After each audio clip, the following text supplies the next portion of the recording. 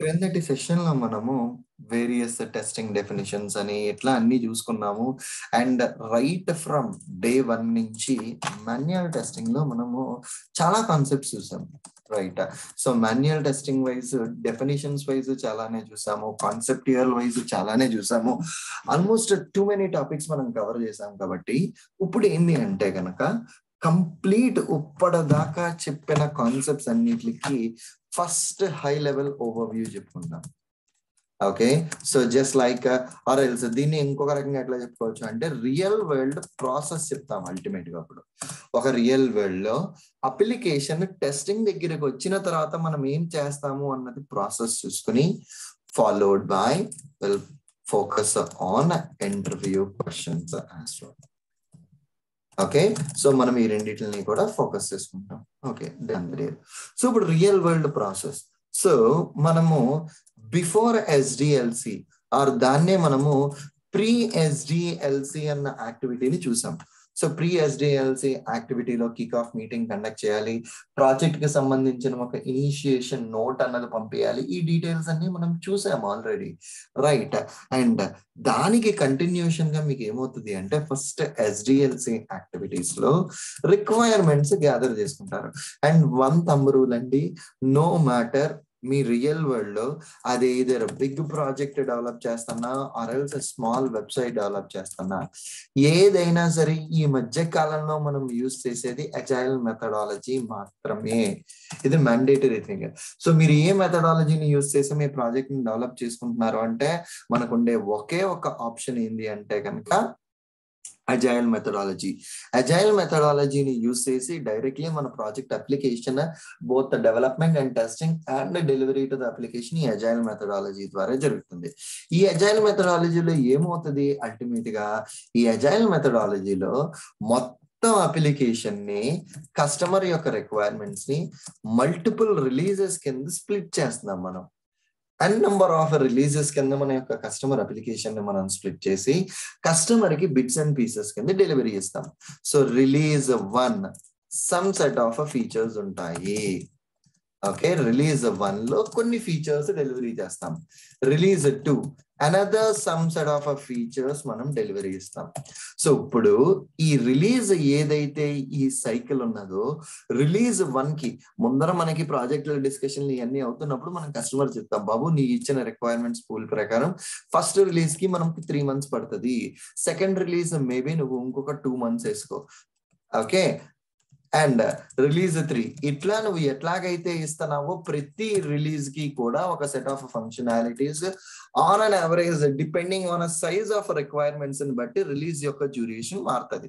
ఇప్పుడు ఎక్కువ రిక్వైర్మెంట్స్ వేయాలి అంటే ఇంకొక డ్యూరేషన్ ఇంకొక నెల 2 నెలలు పెరుగుతూ ఉంటది. That's again a different point. Ultimately ఇక్కడ మనం చూసుకోవాల్సింది ఏంటి అంటే రిలీజ్ పర్స్పెక్టివ్ లో కొన్ని సెట్ ఆఫ్ కస్టమర్ రిక్వైర్మెంట్స్ ని మనం డెవలప్ చేస్తాము. ఫైన్, బానే ఉంది. కస్టమర్ కి ఏం చెప్తాము అంటే ఫర్ సపోజ్ మనం అంతా కలిపి lebby.com ని డెవలప్ చేస్తున్నాం. మనం ఐబిఎం ఆర్గనైజేషన్. సో మీరందరూ ఐబిఎం ఆర్గనైజేషన్ పనిచేస్తున్నారు. సో మీరందరిలోనూ డెవలపర్స్ టెస్టర్స్ కలిపి ఉన్నారు. నేను కస్టమర్ ని. ఓకే. నా కోసం మీరు lebby.com ని డెవలప్ చేస్తున్నారు. ఓకే. ఈ డెవలప్ చేసేటప్పుడు ముందర మీకు ఏం చెప్తారు అంటే సురేంద్ర రిలీజ్ 1 అన్నది అక్టోబర్కి ఇస్తాం మీకు. అక్టోబర్ లోకి వచ్చేసరికి ఫస్ట్ పర్చేజ్ ఏ ప్రొడక్ట్ ఫంక్షనాలిటీ ఇచ్చేస్తాం. మీ అప్లికేషన్ లో కోర్సెస్ కొనడం చాలా ఇంపార్టెంట్ కాబట్టి పర్చేజ్ ఏ కోర్స్ అన్న ఫంక్షనాలిటీని నీకు ఫస్ట్ రిలీజ్ లో ఇచ్చేస్తాము అని చెప్తాం. మనకి ఎప్పుడైతే మనకి ఫస్ట్ రిలీజ్ అన్నామో డిఫాల్ట్ ఏమవుతుంది అంటే మీ టీంలో మీ కంపెనీ నుంచి మీ సైడ్ నుంచి టీమ్ ఇది అక్టోబర్ 1st కి ఇస్తానన్నారు కదా. సో ఈ లోపల ఏం చేస్తారు, though we have a committed for October 1st release end date October 1st, but మనకి స్టార్ట్ డేట్ July 20th నుంచి అనుకోండి. July 20th స్టార్ట్ డేట్ అనుకోండి. July 20th నుంచి October 1st వరకు యాక్టివిటీస్ ని మనం ప్లాన్ చేసుకోవాలి. అంటే లోన మళ్ళా ఎస్డిఎల్సి యాక్టివిటీస్ మొత్తం అన్ని చేయాలి. ఈ పర్టికులర్ రిలీజ్ కి మాత్రమే ఈ రిలీజ్ కి రిక్వైర్మెంట్స్ ఫ్రీజ్ చేసుకోవాలి. ఈ రిలీజ్ కి అట్లానే డిజైన్స్ ఆ రిక్వైర్మెంట్స్ అన్నిటికీ ఫ్రీజ్ చేసుకోవాలి. టెస్టింగ్ కి సంబంధించిన డాక్యుమెంట్స్ అన్ని ప్రిపేర్ చేసుకుని రిలీజ్ స్పెసిఫిక్ కి తర్వాత రిలీజ్ వర్క్ వెళ్ళాలి. సో అంటే ఈ వర్క్లతో పాటు ఎడిషనల్లీ మనకి 3 months కి ట్రాకింగ్ ఉండడం కోసం ఈ రిలీజ్ ని ఫర్దర్లీ ఏం చేస్తారు అంటే స్ప్రింట్స్ కింద స్ప్లిట్ చేస్తారండి. ఓకే, ఈ రిలీజ్ ని స్ప్రింట్స్ కింద స్ప్లిట్ చేస్తారు. ఈ స్ప్రింట్స్ వచ్చేసరికి ఏంటి అంటే మెజారిటీ ఆఫ్ ద ఆర్గనైజేషన్స్ 10 రోజులు ఉంటాయి. కొన్ని ఆర్గనైజేషన్లు 15 రోజులు పెట్టుకుంటారండి. 10 to 15 days ఆఫ్ డ్యూరేషన్ ఉంటుంది మీకు రిలీజ్ వైజ్.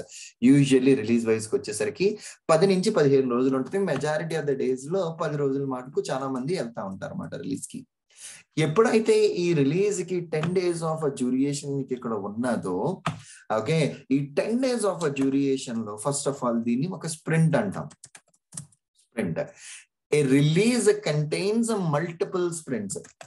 మల్టిపుల్ స్ప్రింట్స్ ఉంటాయి రిలీజ్ లో. రిలీజ్ ఓకే, మరి స్ప్రింట్ లో ఏమేమి యాక్టివిటీస్ చేస్తాము? స్ప్రింట్ కి అన్నిటికి ఏమంటే ముంగట గ్రూమింగ్ యాక్టివిటీతో మొదలు పెడతాం. అక్కడ ఉన్న రిక్వైర్మెంట్స్ ఏంది, మొత్తం ప్రాజెక్ట్ టీం అందరూ, అజైల్ టీం అందరూ జాయిన్ అయ్యి ఒక్కొక్క రిక్వైర్మెంట్ ని స్టడీ చేసుకుని ఆ రిక్వైర్మెంట్ యొక్క డీటెయిల్స్ ఏంటి, వాళ్ళకి ఏమైనా క్వెరీస్ ఉన్నాయా ఏంటి, ఇవన్నిటిని డిస్కస్ చేస్తారు. ఇప్పుడు మనం ఈ ప్రాజెక్ట్ అంతా కూడా అజైల్ మెథడాలజీలో డెవలప్ చేస్తున్నాం అంటున్నాం కాబట్టి అల్టిమేట్లీ దీనికంటూ ఒక ప్రాజెక్ట్ మేనేజ్మెంట్ టూల్స్ వాడాలి. మనకి ఆల్రెడీ జీరా తెలుసు కాబట్టి జీరా అన్నది ప్రాజెక్ట్ మేనేజ్మెంట్ టూల్. జీరాలో మన యొక్క రిక్వైర్మెంట్స్ అన్నది యూజర్ స్టోరీ లెవెల్లో క్రియేట్ చేసి పెట్టారనుకోండి. అప్పుడు మన గ్రూమింగ్ యాక్టివిటీ అన్నది first will start on a story level. ఆ స్టోరీ లెవెల్ నుంచి గ్రూమింగ్ స్టార్ట్ చేస్తాము. అండ్ గ్రూమింగ్ అయిన తర్వాత నెక్స్ట్ ప్లానింగ్. ప్లానింగ్ వచ్చేసరికి మనం ఆల్రెడీ ప్రీవియస్ సెషన్స్ లో చూసాము. ప్రతి ఒక్కళ్ళు స్టోరీ పాయింట్స్ ప్రొవైడ్ చేస్తారు. లైక్ నాకు చేయడానికి ఎంత ఎఫర్ట్ పడుతుంది, ఇన్ని నెంబర్ ఆఫ్ అవర్స్ పడితే వాటిని స్టోరీ పాయింట్స్ కింద కన్వర్ట్ చేస్తారు. అది ప్లానింగ్ ఫేజ్ అవుతుంది. ప్లానింగ్ ఫేజ్ అయిన తర్వాత రెగ్యులర్ అజైల్ యాక్టివిటీస్ ఉంటాయి. రెగ్యులర్ అజైల్ యాక్టివిటీస్ కి వచ్చేసరికి డెవలపర్ కి వాళ్ళ కోడింగ్ డెవలప్ చేయడానికి ఉండే యాక్టివిటీస్ ఉంటే, టెస్టర్ కి అప్లికేషన్ టెస్టింగ్ చేయడానికి స్పెసిఫిక్ యాక్టివిటీస్ ఉంటాయి. టెస్టర్ యొక్క స్పెసిఫిక్ యాక్టివిటీస్ వచ్చేసరికి ఏంటి అంటే స్టోరీ అనాలిసిస్ చేసుకోవాలి, దాని తర్వాత టెస్ట్ కేస్ డిజైన్ చేయాలి, దాని తర్వాత ఆ టెస్ట్ కేసెస్ అన్నది రివ్యూ చేయించుకోవాలి, అండ్ దాని తర్వాత మనం టెస్ట్ కేసెస్ అన్న దాన్ని ఎగ్జిక్యూట్ చేయాలి. అంతే కదా, రివ్యూ చేసిన తర్వాత ఫైనల్లీ ఎగ్జిక్యూట్ చేసుకుంటాం. అండ్ దెన్ ఇలా ప్రతి ఒక్కరికి ఒక్కొక్క యాక్టివిటీస్ ఉంటాయి. ఈ రెగ్యులర్ యాక్టివిటీస్ ను మనం ఇక్కడ ఏం చేస్తాము అంటే స్క్రమ్ కాల్స్ లో ఎవ్రీ డే మనం జరిగిన యొక్క వర్క్ ని డిస్కస్ చేస్తాం అన్నమాట. సో నేను ఈ వర్క్ కంప్లీట్ చేశాను, ఈ వర్క్ నాకు పెండింగ్ లో ఉన్నది, ఈ వర్క్ నాకు ఇక్కడ క్లారిటీ కావాలి, ఈ డీటెయిల్స్ అన్ని కూడా మొత్తం అంతా స్క్రమ్ కాల్ లో డిస్కస్ చేసుకుని ఏమన్నా మనకి ఇష్యూస్ ఉంటే కనుక we will discuss all those issues too. Okay, మొత్తం ఇష్యూస్ అన్ని కూడా డిస్కస్ చేసుకుంటాం. అండ్ ఇట్లా ఈ యాక్టివిటీస్ అన్ని అయిన తర్వాత స్ప్రింట్ చివరి వరకు ఇలా ఈ 10 రోజుల్లో నడుస్తూనే ఉంటది. 10 రోజుల్లో డెవలపర్లు వాళ్ళు అనుకున్న టాస్క్లు కంప్లీట్ చేస్తూ ఉంటారు. టెస్టర్లు ప్యారలల్లీ వాళ్ళకి ఇచ్చిన టాస్క్ వర్క్ చేస్తూ ఉంటారు. స్ప్రింట్ ఎండింగ్ లో రెట్రోస్పెక్టివ్ మీటింగ్స్ పెడతారు. ఏంటి మీటింగ్లు ఇన్ ద సెన్స్ ఏంటి అంటే ఈ 10 రోజులు ఏమేం వర్క్ చేసాం, మనం ఇన్ని పాయింట్స్ అనుకున్నాం, చేయగలిగామా లేదా, ఎవరు ఇందులో బాగా చేశారు, ఎవరి వల్ల ఏమన్నా ఇష్యూస్ వచ్చినాయి, ఈ డీటెయిల్స్ అన్ని తీసుకుంటారు. మన యొక్క నెక్స్ట్ ఇంప్రూవ్మెంట్ ఏరియాస్ ఏంటి, మనం ఏ ఏరియాలో ఇంప్రూవ్ అవ్వాలి ఏంటి, మొత్తం ఈ డీటెయిల్స్ అన్ని కూడా as part of this particular meeting లో డిస్కస్ చేస్తారు అన్నమాట. రెట్రోస్పెక్టివ్ మీటింగ్ అది లిస్ట్ డౌన్ చేస్తారు. Okay, done the deal. And then next వచ్చేసరికి ఏంటి అంటే ఓకే, సో వన్స్ ఇట్లా ఈ రెట్రోస్పెక్టివ్ మీటింగ్స్ అంతా అయిపోయిన తర్వాత లాస్ట్ లో స్ప్రింట్ డెమోస్ ఉంటాయి. ఈ స్ప్రింట్ డెమోస్ కి వచ్చేసరికి ఏంటి అంటే కనుక కంప్లీట్లీ అక్కడ వరకు మనం ఏమేమి ఫీచర్స్ అయితే డెవలప్ చేసామో మొత్తం ఫీచర్స్ అన్ని కూడా డెమో ఇచ్చేస్తామండి. అప్పటి వరకు డెవలప్ చేసిన ప్రతి ఫంక్షనాలిటీని కూడా వీఆర్ గోనా డెమాన్స్ట్రేట్. అల్టిమేట్ గా మనం అక్కడ డెమాన్స్ట్రేట్ ఇస్తాం కస్టమర్ కి. ఇనీషియల్లీ కస్టమర్ కి ఆ డెమాన్స్ట్రేషన్ ఇవ్వడం వల్ల తన ఫీడ్బ్యాక్ మనకి తెలుస్తుంది. ఏమైనా ఇష్యూస్ ఉన్నా, ఏమైనా కన్సర్న్స్ ఉన్నా మొత్తం అన్ని కూడా we can discuss there itself. అతను ఇచ్చిన ఫీడ్బ్యాక్ ప్రకారం మళ్ళా మనం ఆ స్టోరీస్ ని మార్చడం జరుగుతుంది అన్నమాట. ఇది దీని యొక్క agile high level process. But where as testing perspective లో మనకి చూసుకుంటే ఎట్లా ఉంటుంది, ఇప్పుడు మనకి అల్టిమేట్లీ ఓవరాల్ ప్రాసెస్ కాదు నాకు కావాల్సింది, నేను టెస్టర్ కాబట్టి నా టెస్టింగ్ పర్స్పెక్టివ్ ఎలాగుంటది అంటే, రిలీజ్ కి ముందు బిఫోర్ రిలీజ్ మీరు టెస్ట్ ప్లాన్ ప్రిపేర్ చేస్తాం. మనకి టెస్టింగ్ వైజ్ చూసుకునేసరికి మనకి ఎప్పుడూ కూడా మన యొక్క STLC యాక్టివిటీస్ ఏనండి, planning, analysis, design, execution and closure. ఈ STLC యాక్టివిటీస్ మనకి మారవు, ఇవన్నీ వన్ అండ్ ద సేమ్ మన యొక్క STLC యాక్టివిటీస్. ఓన్లీ చంక్ ఏంది అంటే కనుక అజైల్ లోకి వెళ్ళినప్పుడు ఈ ప్లానింగ్ అన్నది బిఫోర్ ద రిలీజ్ జరుగుతుంది, ఈ క్లోజర్ అన్నది after completion of all the chunk in the release. Okay, so all the chunks in the release అంటే మనం ఏమేమైతే ప్లాన్ చేసామో వాటిలన్నిటిని మనం కంప్లీట్ చేసిన తర్వాత జరిగే యాక్టివిటీ ఇది ఉంటదండి. ఓకే, ఇట్లన్నిటి తర్వాత ఉండే యాక్టివిటీ ఇది ఉంటుంది క్లోజింగ్ ఫేజ్ లోకి వచ్చేసరికి. ఓకే, సో ఇట్లా ఈ రిలీజ్ ముంగట టెస్ట్ ప్లాన్. అండ్ ఇప్పుడు టెస్ట్ ప్లాన్ లోకి వచ్చేసరికి మీకు ఇంకొక అడ్వాంటేజ్ ఏముంటది అంటేనండి, ఈ రిలీజ్ కి 1 కి మనం ఒక టెస్ట్ ప్లాన్ ప్రిపేర్ చేసామండి. టెస్ట్ ప్లాన్ లో మీకు తెలుసు ఆల్రెడీ బంచ్ ఆఫ్ కేటగిరీస్ ఉంటాయి, ఒక 15 to 20 సెక్షన్స్ ఉంటాయి. ఇది ఎయిదర్ ప్లాన్ కానీ మీకుండే స్ట్రాటజీ కానీ. ఓకే, సో చాలా మంది ఏం చేస్తారు అంటే స్ట్రాటజీ లెవెల్ ప్రిపేర్ చేసి రిలీజ్ లెవెల్ చేయకుండా ఈ టెస్ట్ స్ట్రాటజీ అన్నది కంప్లీట్ ప్రాజెక్ట్ కి ఇచ్చేస్తారు. ఓకే, బట్ అలా డిఫరెంట్ నోడ్ అజైల్ లో మనం చేసేటప్పుడు మాత్రం ఈ ప్లానింగ్ లోకి వచ్చేసరికి ఏం చేస్తాము అంటే ఈ టెస్ట్ ప్లాన్ అన్నది రిలీజ్ స్పెసిఫికల్లీ ప్రిపేర్ చేసుకుంటాం. సో ఇప్పుడు ఫర్ సపోజ్ నేను ఒక ప్రాజెక్ట్ కంటూ ఈ డిస్నీ డామ్స్ అన్నది ఒక ప్రాజెక్ట్ ఉన్నది అనుకోండి. ఈ డిస్నీ డామ్స్ అన్న వాళ్ళకి 10 రిలీజ్లు ఉన్నాయనుకో, 10 రిలీజుల్లోనూ నేను టెస్ట్ ప్లాన్ డాక్యుమెంట్ ఫస్ట్ నుంచి లాస్ట్ పేజ్ వరకు చేయాల్సిన అవసరం లేదు. ఎందుకంటే మొత్తం ప్రాజెక్ట్ కి సంబంధించిన ఇన్ఫర్మేషన్ మారదు, మనం వాళ్ళకి ఇచ్చేవన్నీ మారవు. ఓన్లీ థింగ్ మారేది ఏంటి అంటే ఆ రిలీజ్ కు ఉండే ఏ రిక్వైర్మెంట్స్ ఉన్నాయో, ఏం డెవలప్ చేస్తున్నామో అవి మారుతాయి, ఆ ఇన్ స్కోప్ అవుట్ స్కోప్ ఇవి మారుతాయి. సో అందుకని ఒక్కసారి మనం ప్రాజెక్ట్ కి టెస్ట్ ప్లాన్ ప్రిపేర్ చేస్తే దాన్ని మనం రీయూజ్ చేసుకుంటా మొత్తం అన్నిటికీ కంటిన్యూ చేసుకోవచ్చు మాట. ఓకే, అండ్ నెక్స్ట్ వచ్చేసరికి లాస్ట్ క్లోజింగ్ ఫేజ్ కి వచ్చేసరికి ఆ రిలీజ్ లో మనం చేసిన స్ప్రింట్ యొక్క మొత్తం రిలీజ్ లో ఉండే డిఫెక్ట్స్ కానీ, రాసిన టెస్ట్ కేసెస్ కానీ, ఈ ప్లాన్ కానీ, ఈ డాక్యుమెంట్స్ అన్ని క్యూములేటివ్ గా షేర్ చేస్తూ ఉంటాం. That's fine.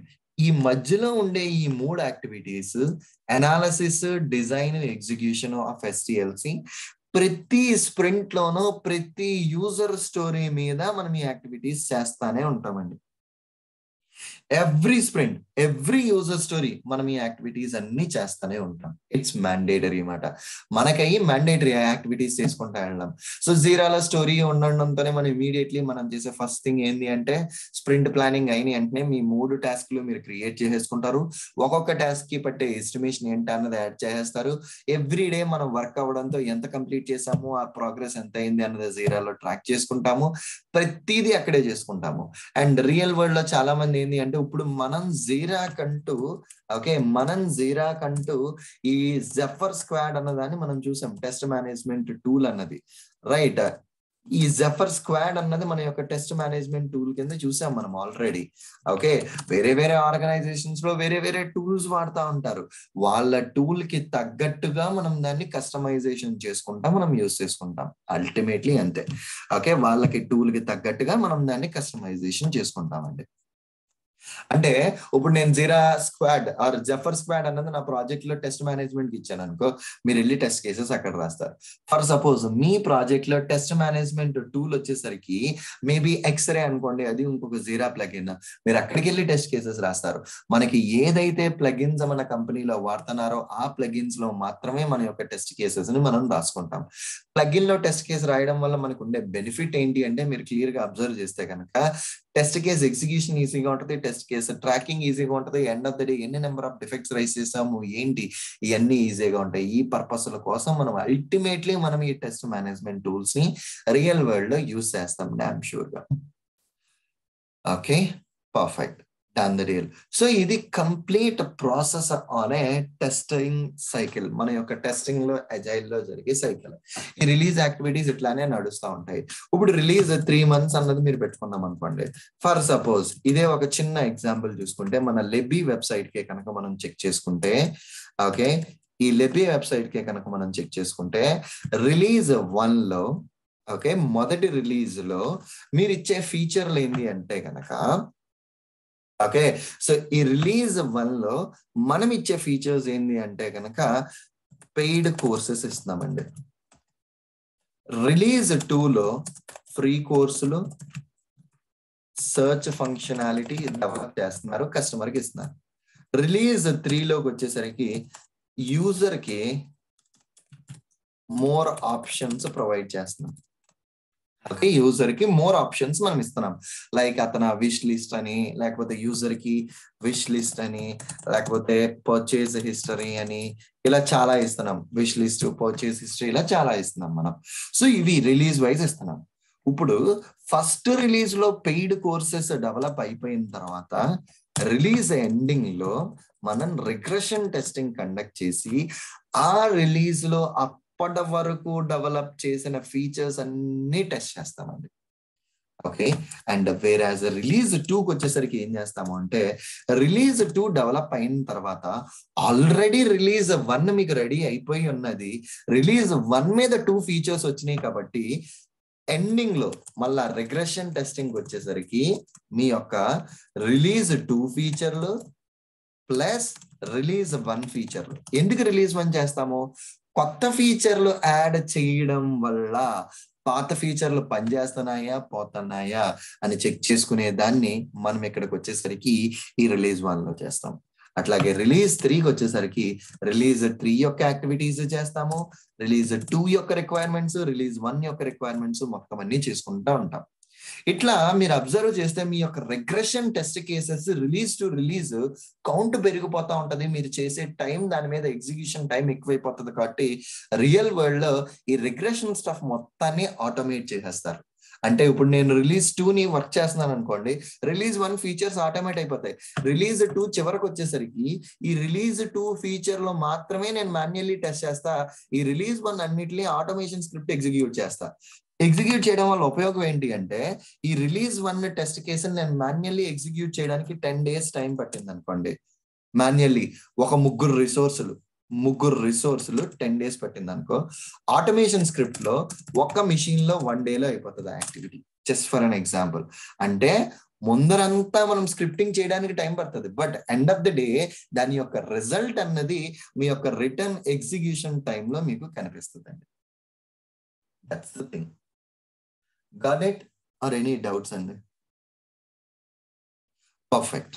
అండ్ ఇట్లా అయిన తర్వాత నెక్స్ట్ ఇంకొక పాయింట్ ఏంటి అంటే, ఈ రిగ్రెషన్ టెస్టింగ్ అన్న యాక్టివిటీ ఎవ్రీ రిలీజ్ ఎండింగ్ లో మనం మ్యాండేటరీగా క్యారీ చేసుకుంటామండి. Okay, it's a mandatory thing that we need to carry that regression activity at end of every release. Okay, release వెనకాల ఎండింగ్ లో ఈ రిగ్రెషన్ టెస్టింగ్ చేసుకుంటాం. అండ్ రిగ్రెషన్ టెస్టింగ్ లో మనం వచ్చే డిఫెక్ట్స్ అనేది డెవలపర్ ప్యారలల్లీ ఫిక్స్ చేసుకుంటా ఉంటారు. That's what an another ultimate concept. Okay, good.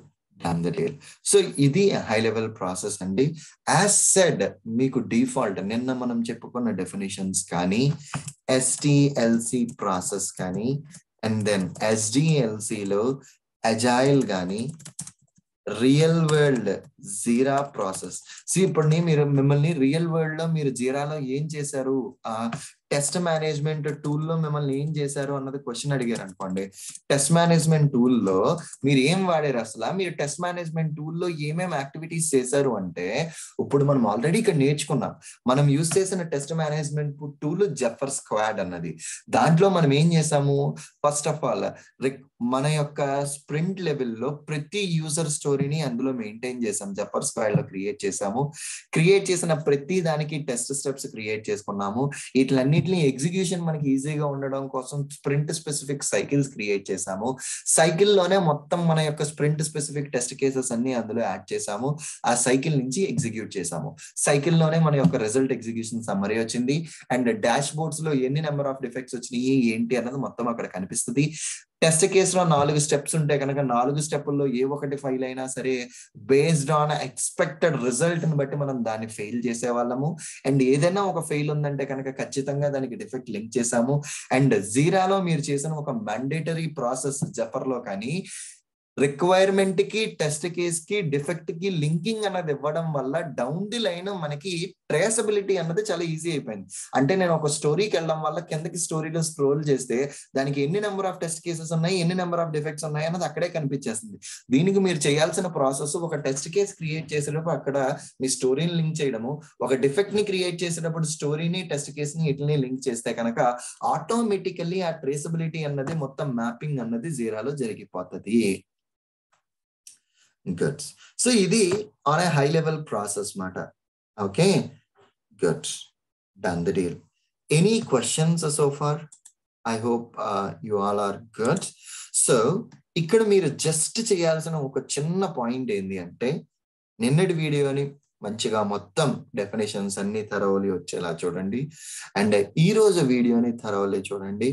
ఈ రెండు అయిన తర్వాత నెక్స్ట్ సెషన్ లో మనము ఓకే ఈ కాన్సెప్ట్స్ అన్ని కూడా డిస్కస్ చేస్తాం. ఏంటది? ఇంటర్వ్యూ Q&As మాట. Complete interview question and answers. So manual testing మీద ర్యాండమ్లీ ఇప్పుడు నేను జస్ట్ ఇట్లాగే స్క్రీన్ షేరింగ్ కాకుండా ఒక క్వశ్చన్, సో ఈ క్వశ్చన్ కి మన ఇంటర్వ్యూలో అడిగితే ఏ ఆన్సర్ చెప్పాలి, both question and an answer, ఈ రెండు కూడా మనం డిస్కస్ చేస్తామండి నెక్స్ట్ సెషన్ లో.